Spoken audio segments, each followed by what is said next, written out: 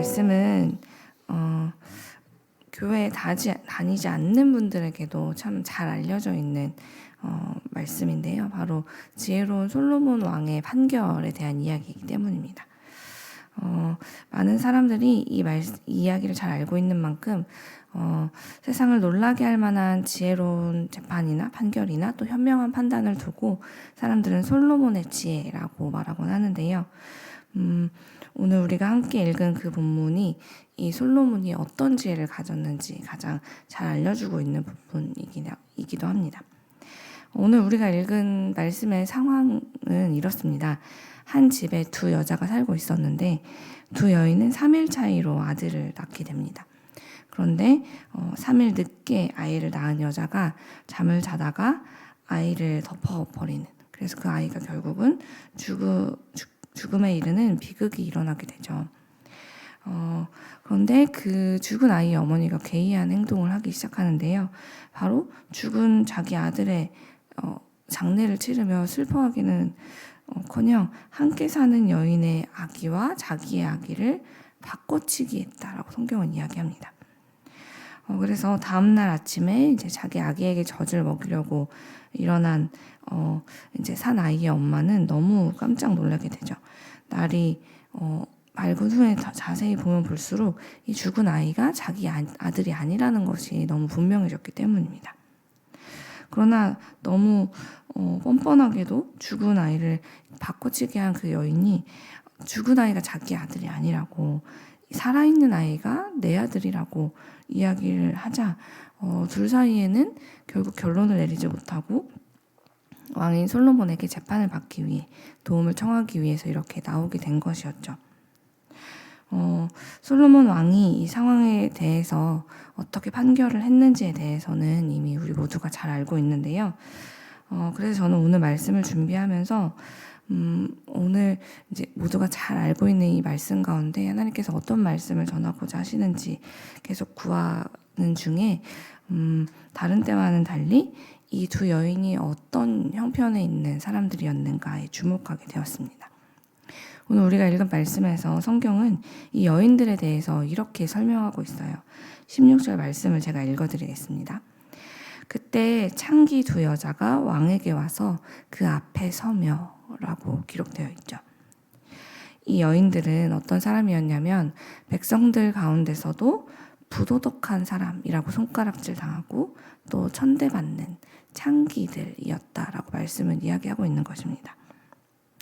재판장의 역할을 해주는 것이 물론 왕의 책임인 이 시대이긴 하지만, 만약 솔로몬의 마음속에 이 두 명의 여인들이 창기라는 것을 알고 그들을 천하게 여기는 마음이 있었다면 그는 분명 그들의 문제에 대해서 하찮게 여기거나 귀찮게 여겨서 그들이 어떤 결과를 맞이하든 사실 별로 관심하지 않거나 그냥 내버려 뒀을 수도 있습니다. 그런데 솔로몬은 이 여인들이 창기라는 것에 대해서 전혀 신경 쓰지 않는 것을 우리는 볼 수 있는데요. 그가 자신이 가진 지혜를 모두 발휘해서 이 두 여인이 가지고 있는 문제를 해결해주고 있기 때문입니다. 사실 생각해보면 솔로몬도 사람이고, 그리고 사실 자기의 아버지 다윗이 이 백성들로부터 정말 엄청난 인정과 사랑을 받았던, 그 인기가 많았던 왕이었음을 생각해 볼 때 그 뒤를 이어 왕이 된 자기로서는 굉장한 부담감이 있었을 거예요. 그래서 사실은 그 아버지보다도 더 뛰어난 왕이 되기 위해서 사람들의 인기와 칭찬을 얻고 싶은 마음이 컸을 텐데, 그래서 사람들에게 내가 어떻게 하면 더 사랑받고 더 마음을 얻을 수 있을까에 따라서 그가 삶의 행동을 맞추어 나갔다면 아마도 많은 사람들이 손가락질하는 이 창녀들까지 차별 없이 돕기는 어려웠을 겁니다. 하지만 그가 어떻게 이렇게 차별 없이 그에게 찾아오는 모든 백성들을 도울 수 있었을까 하고 생각해 보니 어제 우리가 묵상했던 오늘 본문의 바로 앞부분에 있는 이 3장의 앞부분이 생각이 났어요. 우리가 어제 보았던 3장 5절 말씀을 보면 하나님께서 1000번째를 드린 이 솔로몬에게 내가 무엇을 줄고 너는 구하라 라고 말씀하셨는데요. 그러자 솔로몬이 이렇게 대답했죠. 9절의 상반절을 먼저 읽어드리겠습니다. 누가 주의 이 많은 백성을 재판할 수 있사오리까? 라고 그가 이야기를 하죠. 솔로몬은 가장 먼저 자기에게 주어진 이 재판하는 자리, 이 왕이라는 자리를 자기 자신의 권력이라고 여기고 그 힘을 남용하는 사람이 아니었음을 우리는 볼 수 있는데요. 그는 이 백성들을 자기의 것이라고 생각한 적이 없다는 것을 이 말씀이 보여주고 있습니다. 그는 방금 그가 말한 것처럼 이 백성들이 하나님의 백성이라는 것을 잊지 않고 있었는데요. 그래서 그들을 재판하는 자리에 지금 서 있음에도 불구하고 그 일이 자신에게 과분한 일이라고 여겼습니다. 그 결과 그는 내 마음대로 내 기분에 느끼는 대로 내가 아는 지식대로 이 재판 앞에 선 것이 아니라 하나님 앞에 이렇게 어떻게 누가 주의 이 많은 백성을 재판할 수 있겠습니까? 라는 기도를 하게 된 것이죠. 이어서 9절의 하반절 말씀을 또 읽어드릴게요. 그는 이렇게 이야기합니다. 듣는 마음을 종에게 주사 주의 백성을 재판하여 선악을 분별하게 하옵소서라고 기도하죠. 솔로몬은 이들이 하나님의 백성이라는 것을 분명히 인지하고 그렇기 때문에 이들을 재판하기 위해서는 이 백성의 주인이신 하나님의 마음을 듣는 것, 그것이 최우선돼야 됨을 알고 있었습니다. 그래서 그는 이렇게 왕의 자리에 서 있는 지금, 또 재판장으로서 서 있는 이 시간에 하나님 앞에 하나님 지금 이 사건에 대해서 하나님 어떻게 생각하세요? 라고 여쭤보고 하나님의 마음을 듣는 그 일이 가장 우선돼야 될 만큼 중요하다라고 생각하면서 그 생각을 행동으로 실천했다는 것이죠. 그가 이렇게 계속 살아오다 보니 어느새 자연스럽게 그의 삶에는 어떤 습관이 생겨났겠습니까? 백성들의 소리를 차별 없이 듣는 습관까지도 그에겐 생겨나게 됩니다. 왜냐하면 그가 늘 가장 먼저 여쭤보고 가장 먼저 마음을 열어 음성을 듣는 분의 이야기, 그러니까 그 하나님의 말씀과 그분의 마음에는 언제나 자기의 백성을 차별 없이 대하고 또 그들을 차별 없이 사랑해주는, 그리고 그들의 이야기를 온전히 들어주시는 하나님의 마음이 어느새 그분의 음성을 듣는 솔로몬의 마음에도 자리 잡게 되었기 때문이죠. 솔로몬은 하나님께서 어떤 마음으로 당신의 백성을 대하시는지, 어떤 태도로 그의 백성의 소리를 들으시는지를 가장 잘 이해하는 사람이 되었고, 그래서 그 역시도 하나님을 닮아서 하나님의 음성을 듣는 일과 또 백성의 소리를 듣는 일에 마음을 다하는 사람이 되었습니다. 그렇게 그는 자기에게 닥쳐오는 문제들을 해결하게 된 것이죠. 솔로몬은 이렇게 하나님께서 주시는 지혜로 나라를 다스리면서 하나님께서 나에게 지혜를 주신 이유가 바로 이것이구나 라는 것을 깨닫게 됩니다. 주님이 솔로몬에게 이토록 놀라운 지혜를 주신 이유, 그 놀라운 지혜를 주신 목적은 눈앞에 서 있는 이 창녀들과 같이 사람들로부터 천대받고 손가락질 당하는 사람들, 소외받는 형편 속에서 누구에게도 도움을 받지 못하는 이 사람들의 억울한 소리를 듣고 그 문제를 해결해 주는 것이 바로 하나님께서 자신에게 지혜를 주신 목적이라는 것을 깨닫게 되었다는 것입니다.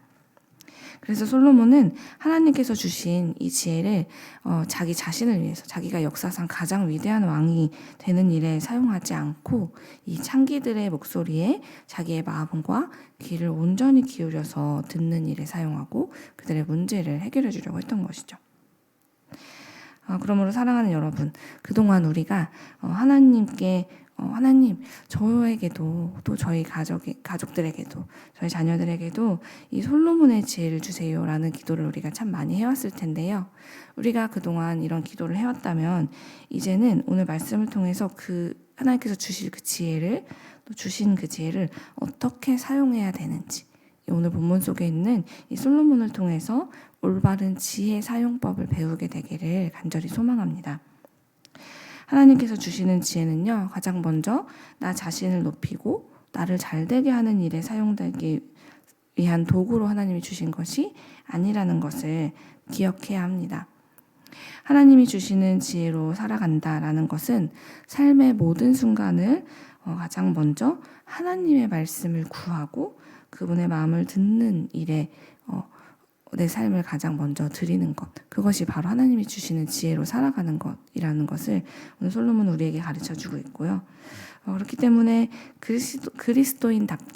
그리스도인다움은 내가 내 능력이나 나의 노력으로 최선을 다해 살아갈 때 드러나는 게 아니라 우리가 하나님이 주시는 그 지혜로 하나님의 말씀을 들으면서 그분의 지혜를 가지고 그분의 마음을 가지고 살아갈 때 그리스도인다움이 가장 분명하고 아름답게 드러나게 된다는 것을 우리는 늘 기억해야 된다는 것이죠.